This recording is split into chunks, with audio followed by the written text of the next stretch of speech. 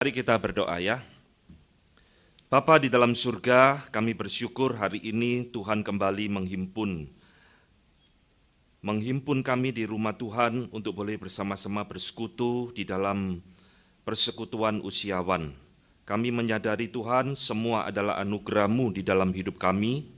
Oleh sebab itu berikan kepada kami hati yang sungguh-sungguh mencari Tuhan, hati yang mencari kebenaran firman-Mu, agar momen ini tidak berlalu dengan sia-sia di dalam kehidupan kami. Sebentar kami akan merenungkan firman-Mu Tuhan. Biarlah Tuhan penuhi hati kami dengan sukacita dan jadikan hati kami sebagai tanah liat yang siap dibentuk oleh Tuhan melalui firman. Firman-Mu itulah yang kami perlukan, firman yang menegur kami, yang menghibur kami. Tuhan juga memimpin hamba-Mu yang akan berkata-kata. Tuhan berikan hikmat, boleh menjabarkan firman Tuhan dengan sejelas-jelasnya. Di dalam nama Tuhan kami Yesus Kristus, kami berdoa. Amin. Ya. Mari kita membuka bagian firman Tuhan. Ada dua bagian firman Tuhan, Bapak Ibu, yang akan kita renungkan. Pertama dari Perjanjian Baru, kitab Efesus pasal ke-5, ayat ke-15 sampai ayat yang ke-16. Hari ini kita akan berbicara tentang waktu. Ya. Efesus 5 ayat 15 sampai 16. Saya akan membacakan bagi Bapak Ibu sekalian. Efesus 5 ayat ke-15. Karena itu perhatikanlah dengan seksama bagaimana kamu hidup. Janganlah seperti orang bebal, tetapi seperti orang arif. Dan pergunakanlah waktu yang ada, karena hari-hari ini adalah jahat. Satu lagi Bapak Ibu sekalian, sekarang kita lihat di dalam Perjanjian Lama, Mazmur yang ke-90 ya. Mazmur 90 ayat yang ke-10 dan ayat yang ke-12. Mazmur pasal 90 ayat ke-10 dan ke-12. Mazmur 90 ayat yang ke-10 berbunyi demikian ya. Masa hidup kami 70 tahun dan jika kami kuat 80 tahun. Dan kebanggaannya adalah kesukaran dan penderitaan. Lalu ayat ke-12, ajarlah kami menghitung hari-hari kami sedemikian, hingga kami beroleh hati yang bijaksana. Demikian firman Tuhan yang kita baca. Bapak Ibu sekalian, ada dua momen berkhotbah ya, dua suasana berkhotbah bagi saya yang khusus sekali. Yang pertama adalah ketika saya harus berkhotbah di dalam persekutuan usiawan seperti sekarang ini. Kenapa ini menjadi momen yang khusus? Karena di dalam momen berkhotbah di dalam persekutuan usiawan ini mengingatkan kepada saya bahwa waktu itu berlalu begitu cepat sekali. Bapak Ibu telah mendahului saya beberapa puluh tahun di depan, ya. Tapi waktu nanti yang juga akan membawa saya ke dalam situasi di mana Bapak Ibu sekarang berada. Waktu ada sesuatu yang begitu cepat. Kalau kita mengingat bagaimana anak-anak kita dulu masih kecil, sekarang sudah jadi papa mama, alias kita sudah jadi kakek dan nenek. Ya, waktu sangat cepat sekali. Nah, suasana khotbah kedua Bapak Ibu sekalian, yang bagi saya khusus itu adalah ketika saya harus berkhotbah di rumah duka atau di pemakaman. Itu mengingatkan kepada saya bahwa waktu itu ternyata bukan sekedar cepat, tapi juga waktu itu ternyata pendek, saudara. Waktu itu terlalu singkat di dalam hidup manusia. Ya, Bapak Ibu sekalian yang dikasihi Tuhan, itulah sebabnya hari ini saya ingin mengajak kita semua untuk bersama-sama bergumul, merenungkan tentang waktu dan bagaimana waktu itu berelasi dengan kita dan bagaimana kita berelasi dengan waktu di dalam hidup kita. Tema ini saudara atau Bapak Ibu sekalian, satu tema yang jarang sekali kita gumulkan, kita pikirkan. Padahal ini sesuatu yang melekat di dalam hidup kita. Banyak di dalam kehidupan kita itu ternyata diukur oleh waktu. Dan waktu tidak pernah bisa dipisahkan dari kehidupan kita. Orang yang hamil selalu kita tanya, umurnya berapa bulan? Nah ya, waktu. Tidak ada orang tanya, beratnya berapa kilo ini anak dalam kandungan? Tidak ada ya. selalu tanyanya berapa bulan, waktu saudara. Dan nanti kita pun akan diingat pada waktu kita dipanggil Tuhan, kita diingat umur kita berapa, waktu lagi. Ya, jadi Bapak Ibu sekalian, Alkitab ternyata kalau kita pelajari baik-baik, di situ Alkitab banyak sekali berbicara tentang waktu. Tadi bacaan bertanggapan yang kita baca berbicara tentang waktu. Dan hari ini Efesus pasal 5 dan juga Mazmur 90 menjadi renungan kita juga berbicara tentang relasi kita dengan waktu. Maka hari ini kita akan berusaha untuk bergumul menggali firman Tuhan, merenungkan relasi kita dengan waktu. Jadi Bapak Ibu sekalian, apa sih waktu itu? Ada yang pernah mikir enggak? Merenung-renung sebelum tidur ya, daripada mikirin besok masak apa. Coba sebelum tidur mikir-mikir ya. Iya, waktu itu apa sebenarnya? Bapak Ibu sekalian, waktu itu ternyata tidak gampang untuk didefinisikan. Seorang bapak gereja yang bernama Agustinus ya, di dalam bukunya Confession, buku ke-11 bab ke-14, di sana dia pernah menuliskan tentang waktu yang panjang sekali. Dan dia mengatakan satu kalimat, apa itu waktu? Dan dia berkata, jika tidak ada orang bertanya kepadaku, aku tahu apa itu waktu. Tetapi jika ada orang bertanya kepadaku dan meminta aku menjelaskan kepada dia apa itu waktu, aku nggak bisa. Ya, jadi ini satu hal yang menarik sekali untuk kita renungkan. Ternyata definisi waktu di dalam hidup kita itu bukan hal yang gampang untuk kita definisikan. Tetapi saya percaya saudara dan Bapak Ibu sekalian, bahwa waktu itu diciptakan oleh Tuhan. Waktu itu diciptakan oleh Tuhan pada waktu penciptaan mula-mula, dan manusia diciptakan oleh Tuhan itu di dalam waktu yang Tuhan sudah ciptakan terlebih dahulu. Itulah yang dikatakan di dalam Alkitab. Maka ketika kita berbicara tentang apa itu definisi waktu, menurut saya, waktu definisinya itu ditentukan oleh relasi kita dengan Allah. Sebagaimana kita memahami Allah di dalam hidup kita, itulah yang akan menentukan definisi waktu. Bagaimana relasi kita dengan Tuhan, itulah juga akan menentukan definisi waktu di dalam hidup kita. Sebelum saya menjelaskan ke sana, saya ingin mengajak kita kembali merenungkan, untuk apa sebenarnya Tuhan itu menciptakan waktu. Ya, untuk apa Tuhan itu pertama-tama menciptakan waktu di dalam ciptaannya? Bapak Ibu sekalian, kapan pertama kali waktu itu muncul di dalam Alkitab? Ada yang tahu kapan waktu itu pertama kali dicatat di dalam Alkitab? Itu ada di dalam Kejadian 1 ayat ke-5, Bapak Ibu sekalian. Ketika Tuhan setelah menciptakan, Tuhan berkata, itulah hari yang pertama. Itulah hari yang kedua, itulah hari yang ketiga. Jadi waktu pertama-tama diciptakan oleh Tuhan itu, Bapak Ibu sekalian, diberikan kepada kita manusia, itu pertama adalah sebagai penanda. Ya, waktu pertama kali dibuat oleh Tuhan itu sebagai pengingat, ada hari pertama, ada hari kedua, ada hari ketiga, dan seterusnya. Pengingat apa Bapak Ibu? Penanda apa? Pengingat sebagai perjalanan hidup manusia bersama dengan Tuhan di dalam keadaan yang tidak berdosa. Di dalam waktu inilah Tuhan itu ingin kita manusia itu mengingat anugerah Tuhan hari demi hari pada masa yang lampau, dan kemudian menantikan anugerah Tuhan pada masa yang akan datang, dan sekarang menikmati anugerah pada masa sekarang. Jadi Bapak Ibu yang dikasihi oleh Tuhan, waktu di dalam hidup manusia, sebelum manusia itu jatuh di dalam dosa, waktu itu begitu indah. Waktu itu di dalam istilah lain itu disebut sebagai kairos. Kairos itu momentum. Setiap saat kita itu berelasi dengan Tuhan, Adam dan Hawa. Setiap saat kita menikmati anugerah dan kebaikan Tuhan, hari demi hari menjadi penanda relasi kita dengan Tuhan. Inilah menurut saya fungsi waktu yang mula-mula yang Tuhan ciptakan dan berikan kepada kita. Ya, tapi Bapak Ibu sekalian, dampak dosa di dalam hidup manusia itu sangat luar biasa sekali.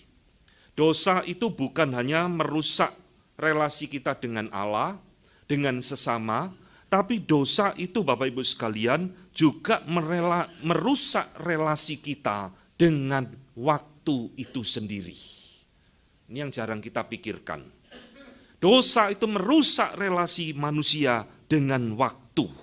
Ini yang Alkitab katakan di dalam Kejadian 3 ayat ke-19. Karena engkau debu dan engkau akan kembali menjadi debu. Dan di dalam Kejadian 5 ayat 5 dikatakan Adam mencapai umur 930 tahun, lalu ia mati. Bapak Ibu sekalian, apa yang terjadi di dalam hidup manusia? Bahwa relasi yang rusak dengan Allah itu juga merusak relasi kita dengan waktu. Sekarang saya akan memberikan kepada kita apa yang terjadi di dalam waktu ketika dunia ini sudah jatuh di dalam dosa.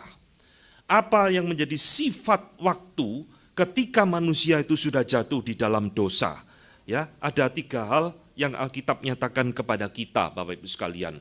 Pertama, Alkitab mengatakan waktu itu bukan lagi menjadi penanda seperti dulu. Waktu bukan lagi menjadi pengingat seperti dulu, tetapi waktu itu sekarang berubah fungsinya, berubah definisinya sebagai pembatas hidup manusia. Ini yang pertama. Itulah sebabnya saudara dan Bapak Ibu sekalian, waktu-waktu di dalam dunia ini selalu bersifat sementara. Waktu yang dulunya adalah keindahan relasi dengan Tuhan, yang disebut dengan istilah tadi adalah kairos, sekarang itu berubah hanya menjadi kronos. Ya, istilah kronos ini lalu kita kenal dengan istilah kronologi. Ya, waktu itu hanya berjalan begitu saja. Dan inilah yang terjadi di dalam waktu karena kita sudah di dalam dosa. Waktu bukan menjadi penanda relasi kita dengan Tuhan, tetapi waktu sekarang berubah menjadi pembatas hidup manusia. Bapak Ibu sekalian, di dalam waktu inilah, waktu ini yang merampas kesehatan kita. Di dalam perjalanan waktu hidup inilah, waktu itu merampas ingatan kita. Pelan-pelan kita mulai jadi pikun. Di dalam perjalanan waktu, di dalam dosa inilah, waktu ini yang merampas segala tubuh fisik kita. Kita mulai berkeriput, mulai beruban, kita mulai kehilangan kecantikan kita mulai kehilangan kegagahan kita, semua berjalan di dalam waktu. Kenapa demikian? Karena waktu sudah berdosa di dalam dunia dan waktu itu berubah menjadi pembatas hidup manusia. Itulah sebabnya Bapak Ibu, di bawah matahari ini tidak ada lagi yang abadi.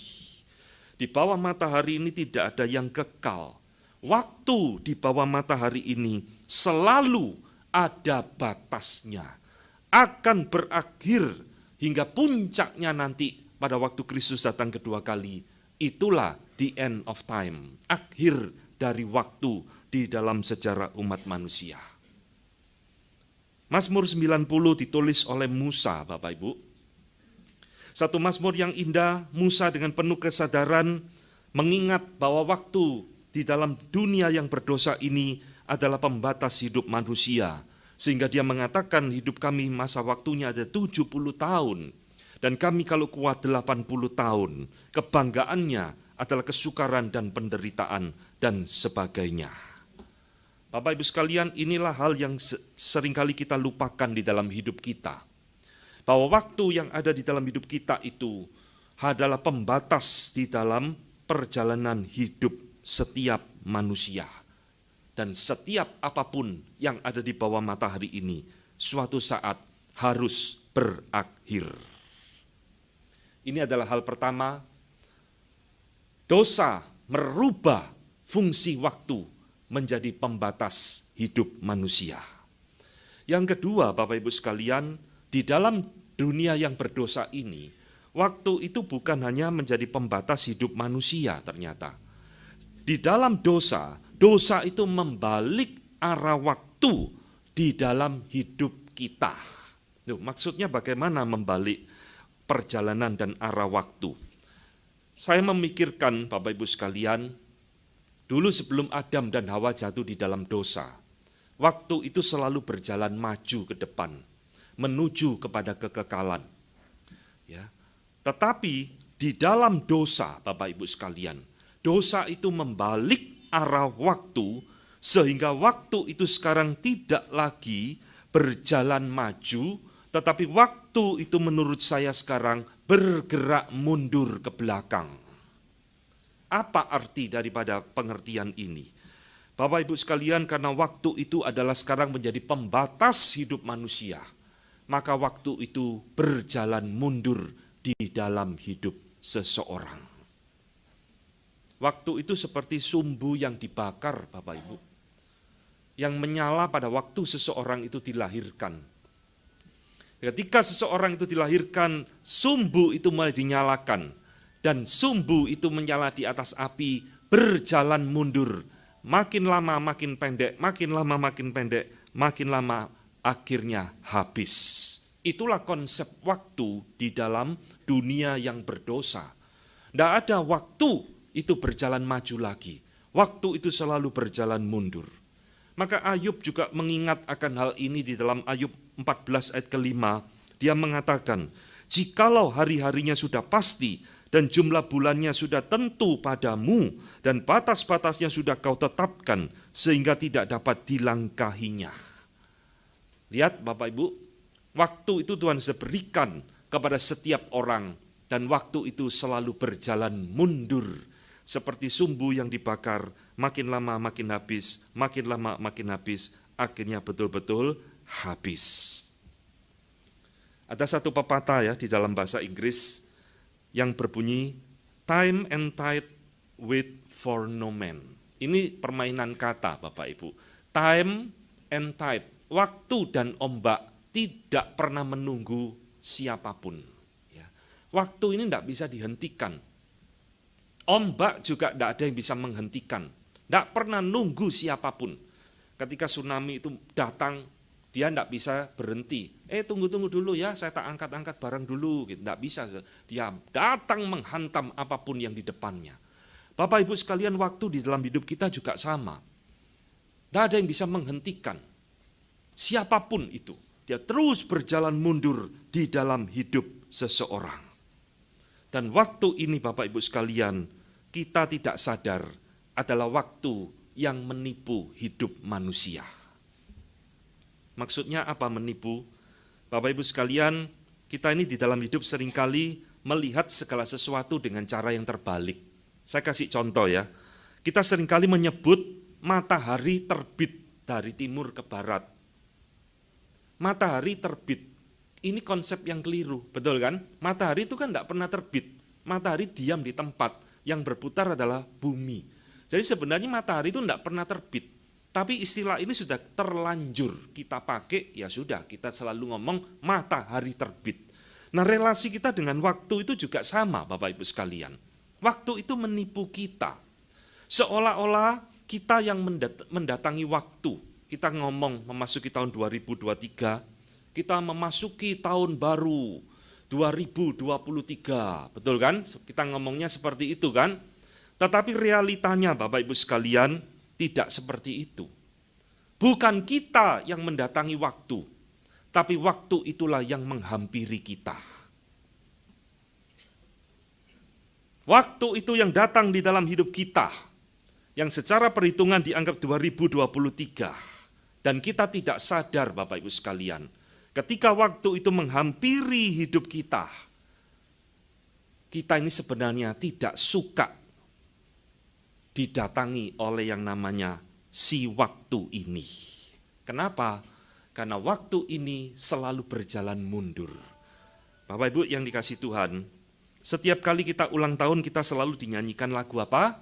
Panjang umurnya. Ya, dari saya kecil, bahkan mungkin dari bayi, sampai sekarang lagu ulang tahun ya tidak berubah, itu terus ya. Mungkin Bapak Ibu dari kecil ya nyanyinya itu terus, panjang umurnya serta mulia.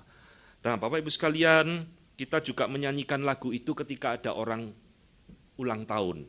Dan cuma sekarang lagunya kata-katanya dirubah, sehat imannya, kuat imannya, tebal dompetnya, begitu ya. Enggak ya, kuat imannya, sehat badannya. Tapi esensinya sama Bapak Ibu, panjang umurnya terus. Itu akhirnya nyantol di dalam pikiran kita kan. Sehingga ketika kita ulang tahun, memasuki tahun itu datang menghampiri kita di dalam hidup kita. Selalu kita ingin didoakan apa? Panjang umur, betul kan? Kenapa kok kita selalu ingin didoakan? Apa yang ingin didoakan Asu? Panjang umur. Nanti tahun depan lagi, waktu mendatangi dia lagi, tanya apa yang mau didoakan lagi Asu? Panjang umur lagi, mau umurnya sepanjang apa ya? Jadi Bapak Ibu sekalian lihat, kenapa orang ketika waktu itu menghampiri hidupnya, dia selalu ingin didoakan panjang umur. Ini ada filosofinya loh, karena sebetulnya di dalam hati kita terdalam, kita tidak suka waktu itu datang di dalam hidup kita. Kenapa? Karena waktu itu berjalan mundur. Sebenarnya orang yang berulang tahun bukan umurnya bertambah, tetapi umurnya berkurang. Dari ketika waktu itu datang, menghampiri seseorang, dia mau geser, panjang umur dong, geser, enggak mau. Datang lagi tahun depan, geser lagi sampai mentok, nabrak tembok, wis tak bisa lari lagi. Jadi Bapak Ibu sekalian, waktu itu adalah waktu yang menipu hidup kita. Kita tidak sadar, selalu kita berkata, ingin apa didoakan, panjang umur dan seterusnya. Dengan kata lain, kita tidak sadar, kita ini terjebak di dalam satu pola pikir batasan waktu. Kita pikir waktu tidak ada batasnya, terus pokoknya minta panjang, minta tambah. Tidak bisa Bapak Ibu sekalian, waktu itu selalu ada batasnya di bawah matahari. Suatu saat akan berhenti dan suatu saat akan berakhir. Ini yang harus kita ingat. Di dalam dunia yang berdosa, waktu itu selalu berjalan mundur di dalam hidup setiap kita, bukan maju. Ya, seolah-olah maju, tapi sebenarnya makin lama makin mundur dan habis.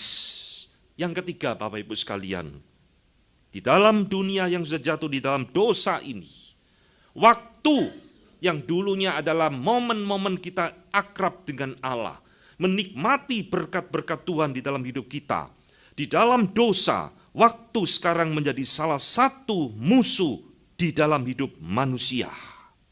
Ini yang Paulus tadi katakan di dalam Efesus 5 ayat 16. Pergunakanlah waktu yang ada karena hari-hari ini adalah jahat.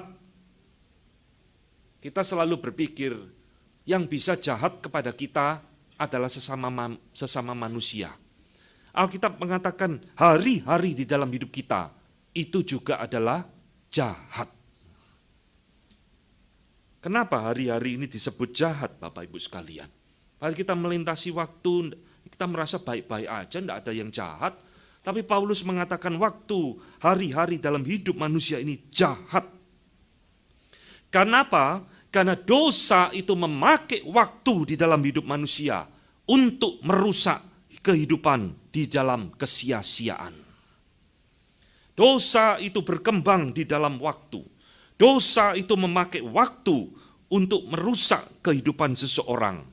Bapak Ibu sekalian perhatikan ya, bayi yang lahir di dalam dunia ini, semuanya itu lucu, ya, tidak ada yang serem, lucu semua. Meskipun menurut Alkitab, mereka tetap adalah orang berdosa. Tapi secara penampakan lucu, gemes.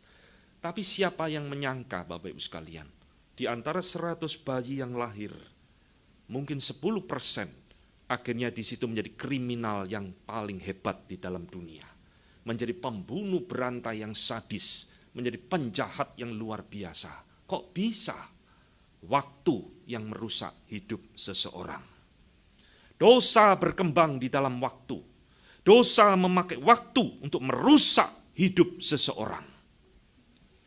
Di dalam lukisan daripada Da Vinci ya, The Last Supper, perjamuan kudus terakhir, itu salah satu lukisan Da Vinci yang luar biasa, ditulis bukan di atas kanvas Bapak Ibu, tapi di tembok dinding sebuah gereja, ya 8 meter lebih kali 4 meter lebih. Nah Bapak Ibu sekalian, ada satu cerita di balik lukisan Da Vinci ini. Ketika Da Vinci diberikan tugas oleh raja, ya penguasa pada waktu itu, untuk melukiskan perjamuan kudus terakhir, dia mulai mencari model satu-satu. Siapa yang mirip Yesus, siapa mirip Petrus, siapa yang mirip Yohanes, dan seterusnya. Dan pada waktu dia mencari model-model ini, dia bingung saudara, Bapak Ibu, dia bingung mencari model Tuhan Yesus ini siapa yang paling cocok. Akhirnya dia keliling, dia cari itu model di dalam gereja. Ya, kalau cari model Tuhan Yesus, jangan cari di bar, enggak cocok. Ya, carinya di gereja. Ketemu pemuda-pemuda yang ganteng-ganteng, yang mukanya lugu-lugu, lalu dia panggil, dia undang. Mau enggak saya jadikan model Tuhan Yesus? Akhirnya dilukis jadi Tuhan Yesus. Cari Petrus, Yohanes, Yakobus, dan seterusnya. Sampai dia bingung lagi sekarang. Cari siapa? Yudas.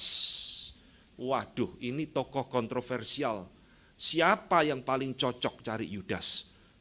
Da Vinci mikir, kalau mau cari model Yudas, jangan carinya di gereja, enggak nemu, ya. Sekarang dibalik, carinya di tempat-tempat kumuh, tempat-tempat yang kotor, tempat-tempat yang penuh dengan kejahatan dan sebagainya. Akhirnya Da Vinci berkelana cari orang keluar masuk gang mencari model untuk Yudas. Akhirnya dia srek dengan satu orang, Bapak Ibu sekalian. Orang mabuk yang sedang teler di gang gelap. Lalu dia panggil, mau enggak kamu saya jadikan model sebagai Yudas? Saya sedang ada proyek melukis perjamuan terakhir. Da Vinci kaget, Bapak Ibu sekalian. Pemuda yang sudah mukanya kumus, tak karu-karuan ini, ngomong kepada Da Vinci, loh dulu kamu kan sudah pernah pakai saya, katanya. Kaget, hah? Kapan pakai kamu? Enggak pernah ketemu baru hari ini. Enggak, dulu kamu pernah cari saya di gereja. Kamu jadikan saya modelnya Tuhan Yesus. Ngerti? Orang yang sama, yang jadi model Tuhan Yesus, alim mukanya, sekarang berubah wujud menjadi Yudas Iskariot. Kenapa? Waktu yang merusak hidup seseorang. Inilah sebabnya Bapak Ibu sekalian, Paulus berkata di dalam ini, hari-hari di dalam hidup kita ini hari-hari yang jahat. Waktu-waktu ini adalah waktu-waktu yang jahat di dalam hidup kita. Waktu bisa merubah seseorang. Waktu bisa menjerumuskan seseorang hidup di dalam kesia-siaan dan kesementaraan. Nah, Bapak Ibu sekalian dikasih Tuhan, sayangnya banyak anak Tuhan tidak menyadari ini. Mereka pikir karena saya di dalam Kristus, maka saya bisa mengalahkan waktu. Tidak. Banyak anak-anak Tuhan tidak menyadari, juga membuang-buang waktu di dalam hidupnya untuk hal-hal yang sia-sia. Tidak menyadari waktu ini adalah terbatas. Lupa waktu ini adalah hari-hari yang jahat di dalam hidup kita. Maka ini sesuatu yang disayangkan sekali. Maka hari ini saya mengajak kita merenungkan bahwa sebagai orang percaya, anak Tuhan, orang yang di dalam Yesus Kristus, kita harus memiliki konsep tentang waktu yang berbeda dengan orang dunia, Bapak Ibu sekalian. Kita tidak boleh lagi sama melihat waktu, berelasi dengan waktu seperti orang dunia. Kenapa? Jawabannya sederhana sekali. Karena kita memiliki Kristus di dalam hidup kita. Apa hubungan Kristus dengan waktu, Pak? Hubungannya erat sekali, Bapak Ibu sekalian. Kristus adalah anak Allah, pribadi kedua dari Allah Tritunggal yang kekal, tapi dia pernah datang ke dalam dunia, masuk di dalam waktu. Dibatasi oleh waktu 33 tahun. Tetapi dia kemudian mati dan bangkit yang 3 hari lalu kita baru perayakan. Bapak Ibu sekalian, kebangkitan Kristus bukan cuma sekedar menebus dosa. Bukan cuma sekedar mendamaikan kita dengan Allah. Kebangkitan Kristus adalah bukti nyata. Kristus mengalahkan waktu yang terbatas. Kebangkitan Kristus itu merubah arah waktu kembali. Dan sekarang orang di dalam Kristus harus mengerti waktu di dalam Kristus menjadi pengantar menuju kepada kekekalan. Ini yang tadi saya katakan, bagaimana definisi waktu itu akan ditentukan oleh relasi kita dengan Tuhan. Definisi waktu dipengaruhi oleh relasi kita dengan Tuhan. Bapak Ibu, di dalam kebangkitan Kristus, Kristus itu telah merubah definisi waktu. Waktu yang dulunya terbatas, waktu yang dulu berjalan mundur, sekarang kembali berjalan maju. Waktu yang dulu jadi pembatas, sekarang menjadi pengantar bagi orang percaya untuk menuju kepada kekekalan. Ini harus ada di dalam pikiran kita, Bapak Ibu sekalian, bahwa waktu tidak lagi menjadi musuh bagi orang percaya. Waktu justru adalah menjadi anugerah Tuhan di dalam hidup kita. Bapak Ibu yang dikasihi Tuhan, kita sebagai anak Tuhan, orang percaya ya, harus memiliki perspektif hidup yang tidak boleh lagi dibatasi oleh waktu. Kita harus melihat di dalam perspektif kekekalan, bahwa hidup yang sementara di dalam dunia ini, itu sebenarnya adalah mengantar kita masuk kepada kekekalan. Itulah sebabnya pemazmur di dalam Mazmur 90 ini, yaitu Musa, memberikan kepada kita suatu doa yang sangat indah sekali. Ini salah satu doa yang indah, tapi kita jarang sekali mendoakan ini. Musa, kalau masih hidup sekarang ini, kalau dia ulang tahun, Bapak Ibu tanya kepada Nabi Musa, Pak Musa, ya, ini suaminya Bu Rahel juga namanya Musa ya. Pak Musa, apa yang mau didoakan? Kira-kira seperti itu. Ya, saudara tanya kepada Nabi Musa kalau dia masih hidup. Apa yang mau didoakan? Musa enggak ngomong panjang umur, enggak. Musa berdoa, ajarilah kami menghitung hari-hari kami sedemikian sehingga kami memperoleh hati yang bijaksana. Ini doa yang indah sekali. Doa yang harus kita doakan pada waktu kita, waktu itu mendatangi hidup kita di dalam ulang tahun kita. Ajari kami Tuhan, menghitung hari-hari kami sedemikian, sehingga kami memperoleh hati yang bijaksana. Bapak Ibu, kenapa Musa kok bisa berdoa seperti ini? Karena Musa memiliki kesadaran tentang 3 sifat waktu yang tadi saya sebutkan. Waktu itu terbatas. Waktu itu menjadi musuh manusia. Sehingga Musa di dalam kesadarannya, dia tidak minta panjang umur dan sebagainya, tapi dia meminta hikmat dari Tuhan. Bagaimana aku bisa memakai waktu-waktu di dalam hidupku ini dengan bijaksana. Musa sadar, Bapak Ibu yang dikasihi oleh Tuhan, doa ini sangat indah karena Musa sadar bahwa waktu itu hanya Tuhan berikan sekali seumur hidup kita. Waktu itu tidak bisa terulang lagi. Waktu itu tidak bisa dibeli lagi dengan uang. Di dalam dunia ini banyak hal yang kita bisa beli dengan uang ya. Gadget kita rusak, kita bisa beli lagi. Mobil kita rusak, kita bisa beli lagi. Rumah kita rusak, kita bisa beli lagi. Tapi waktu tidak bisa dibeli dengan apapun. Orang punya uang triliunan, suatu saat waktu di dalam hidupnya akan habis, dia tidak bisa isi voucher lagi, Bapak Ibu. Tidak ada itu. Waktu di dalam hidup seseorang juga tidak bisa ditukar dengan hidup atau waktu orang lain. Tukar dong waktunya, saya tambahi ini berapa triliun, tidak bisa. Inilah sebabnya kesadaran di dalam hati Musa, dia berdoa kalimat yang indah ini.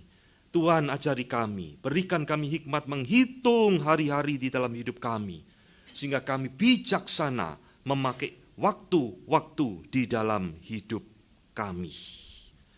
Bapak Ibu, kalau kita mengerti prinsip-prinsip tentang waktu ini, inilah yang akan menjadikan kita hidup berbijaksana di dalam dunia ini.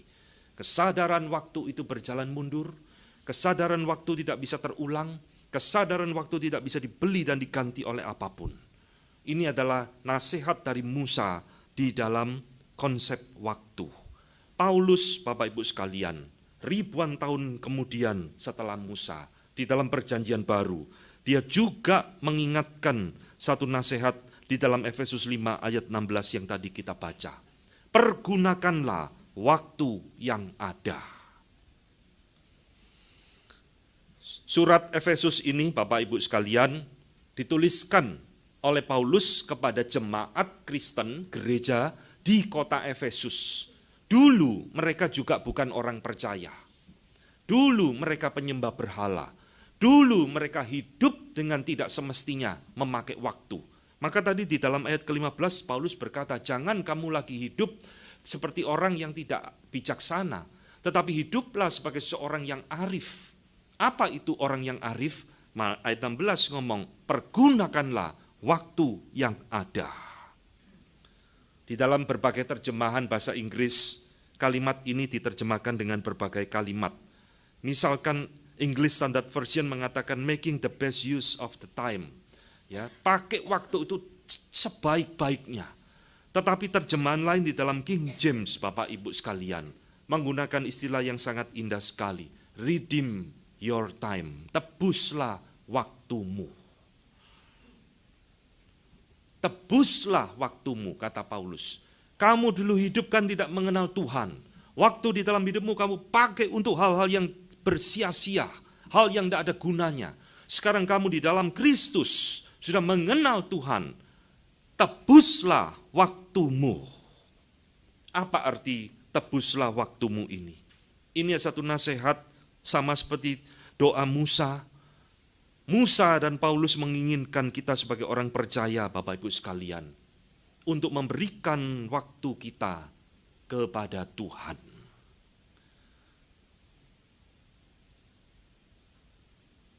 Satu hari kita pakai waktu kita untuk ngapain sih?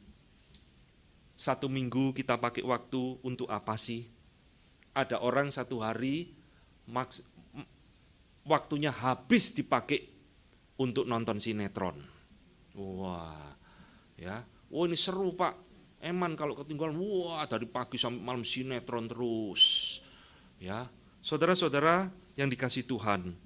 Firman Tuhan hari ini mengingatkan kepada kita, waktu itu terbatas loh. Waktu itu suatu saat akan habis loh. Tidak bisa dibeli, tidak bisa diganti, tidak bisa dicari dimanapun. Tidak ada yang jual. Itu sebabnya Paulus mengatakan, tebuslah waktumu sekarang ini, selama engkau masih diberi waktu. Saudara, saya percaya maksud dari Paulus ini adalah, persembahkanlah waktumu untuk Tuhan. Artinya apa? Pakai itu untuk berelasi dengan Tuhan. Belajar untuk berelasi dengan Allah di dalam hidup kita. Jangan dipakai waktu untuk hal yang sia-sia. Saya tidak mengatakan dari pagi sampai malam kita terus baca Alkitab, ya enggak. Ya, tapi sediakan waktu, persembahkan waktu untuk berelasi dengan Tuhan di dalam hidup kita. Saya menemukan ya di dalam siklus hidup manusia, Bapak Ibu sekalian, saya mulai menyadari bahwa nanti di dalam masa usia kita, siapa yang akan menemani kita, Bapak Ibu sekalian? Anak-anak kita kebanyakan sudah menikah, tinggal di luar rumah, bahkan di luar negeri dan sebagainya, tidak bisa kita setiap hari bertemu, walaupun ada WA call dan sebagainya. Tetapi Bapak Ibu sekalian, yang menemani kita di dalam hari-hari tua perjalanan hidup kita adalah Tuhan sendiri. Amin ya. Ini fakta loh. Betapa menyedihkannya Bapak Ibu sekalian. Kalau di dalam hidup kita tidak pernah berelasi dengan Tuhan. Kita buang-buang waktu untuk hal-hal yang tidak karu-karuan. Lalu di dalam masa tua kita merasa lonely, kesepian. Hidup tidak ada artinya. Hidup meaningless karena kita tidak pernah memakai waktu untuk belajar berelasi dengan Tuhan. Tapi orang yang sejak masa muda memakai waktu, mempersembahkan hidup dan waktu untuk Tuhan, belajar bergaul mengenal Allah, ini menjadi kekuatan dan penghiburan bagi dia di dalam masa tuanya. Ini yang Musa harapkan, ini yang Paulus inginkan, supaya kita belajar berelasi dengan Tuhan, menikmati Tuhan, selama kita di dalam dunia untuk mempersiapkan kita masuk di dalam kekekalan. Bapak Ibu yang dikasih Tuhan, menurut saya ada 3 orang yang paling kasihan di dalam dunia ini. Apa itu? Orang miskin? Bukan. Ya memang orang miskin kasihan tapi bukan paling kasihan. Orang yang sakit? Kasihan tapi bukan paling kasihan? Menurut saya ada 3 orang yang paling kasihan di dalam dunia ini. Pertama jelas adalah orang yang tidak pernah mengenal Kristus di dalam hidupnya. Kasihan sekali. Karena hidupnya menuju kepada kebinasaan. Kedua, siapa orang yang paling kasihan? Yaitu orang yang tidak mengerti tujuan hidupnya apa di dalam dunia. Menghabiskan waktu untuk hal yang sia-sia. Menghabiskan waktu untuk hal-hal yang tidak berguna di dalam hidupnya. Dan di dalam poin ini, sekali lagi banyak anak-anak Tuhan yang jatuh di dalam poin kedua ini. Sudah percaya Tuhan, tapi tetap tidak pernah belajar untuk berelasi erat dengan Allah. Menghambur-hamburkan waktu untuk hal yang sia-sia. Ini orang kasihan yang kedua. Yang ketiga, Bapak Ibu, orang yang paling kasihan di dalam dunia, gabungan nomor 1 dan nomor 2. Celaka ini. Sudah tidak mengenal Tuhan, dan hidup memakai waktu sia-sia untuk hal-hal yang tidak karu-karuan. Ini orang yang paling miserable, paling kasihan di dalam dunia ini. Maka Bapak Ibu yang dikasih Tuhan, hari ini firman Tuhan mengingatkan kepada kita sekalian, persembahkanlah waktumu untuk Tuhan. Pakai waktu itu untuk belajar firman, untuk mengenal Dia, untuk belajar melayani Dia di dalam hidup saudara. Itulah waktu-waktu yang terindah di dalam hidup seorang anak Tuhan. Maukah Bapak Ibu sekalian mempersembahkan waktu untuk Tuhan? Amin ya. Jangan hanya cuma di gereja 1 minggu sekali tok. Jangan cuma persekutuan usiawan sebulan sekali tok. Tapi setiap hari, setiap saat pakai waktu berelasi mengenal Allah di dalam hidupmu. Saya percaya itulah waktu yang terindah di dalam hidup anak Tuhan. Kiranya firman Tuhan pada pagi ini boleh mengingatkan dan menjadi berkat bagi kita semua. Mari kita tunduk kepala, kita berdoa. Bapa di dalam surga, kami bersyukur Engkau sudah mengingatkan kepada kami. Bahwa di dalam dunia yang sudah jatuh di dalam dosa ini Tuhan, waktu adalah musuh kami. Karena waktu itulah yang akan merongrong kehidupan kami. Waktu itulah yang merebut segala apa yang ada di dalam hidup kami. Tetapi kami bersyukur Kristus sudah bangkit mengalahkan kematian.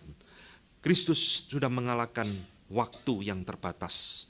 Oleh sebab itu berikan kami hikmat ya Tuhan, seperti doa daripada Musa, seperti nasihat daripada Paulus, supaya kami memakai waktu-waktu yang ada di dalam hidup kami untuk bergaul erat dengan Tuhan.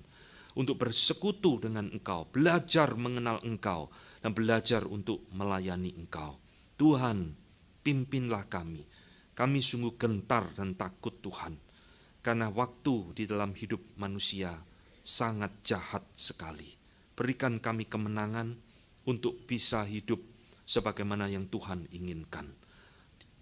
Hamba-Mu berdoa bagi setiap usiawan di tempat ini, apapun keadaan mereka, kondisi kesehatan mereka, kondisi keluarga mereka, biarlah Tuhan bermurah hati beranugerah, memampukan mereka semua untuk mempersembahkan waktu di dalam hidup mereka untuk Tuhan. Terima kasih Bapa. Di dalam nama Tuhan kami Yesus Kristus, kami sudah berdoa dan mengucap syukur. Amin.